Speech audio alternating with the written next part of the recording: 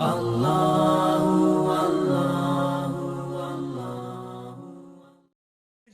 علماء اسلام دا یو تنظیم دی او د دوی لپاره خپل یو دستور دی. د دې سرپرستی چې کوم دی جمعیت علماء اسلام ته حاصله ده. جمعیت علماء اسلام ټیک دی یو تنظیم دی، خو د دې سرپرستی به چې کوم دی دا څوک کوي؟ جمعیت علماء اسلام به کوي.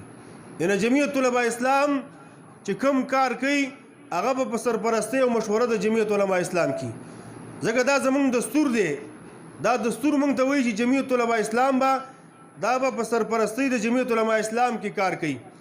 او دستور زمونږ اکابرو جوړ کړی دی، هغو په یو سوچ سمج سره چې کوم دی هغه جوړ کړی دی، ښه سوچ یې ورته کړی دی.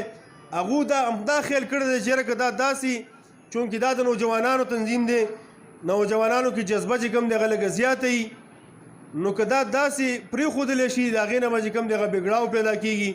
نو دې وجې نه چې کوم دی هغه دستوري طور باندې د جمعیت علماء اسلام چې کوم دی هغه سرپرستی دا جمعیت علماء اسلام ته هغه حاصله ده. زما عزتمندو، جمعیت علماء اسلام په دې ملک کې چې کوم دی هغه په دې وخت کې یو سیاسي او مذهبي خدمات چې کوم دی هغه سرانجام کوي. او تقریبا چې په دې وخت کې موجوده دې وخت کې ټولو خلکو د پاکستان عوامو خواصو دا خبره تسلیم کړله چې په دې ملک کې واقعي چې کوم جماعت دی، کوم سیاسي رول مذهبي رول ادا کوي، هغه جمعیت علماء اسلام دی. او بیا تاسو وکتل په دې وخت کې الحمدلله یو طرف ته حکومت دی چې هغه مسلسل ناکامۍ طرف ته چې کوم دی روان دی، او ملک مسلسل چې کوم دی زوال طرف ته غبوتو، بل طرف ته د هغې مقابل کې اپوزیشن پارټۍ دي.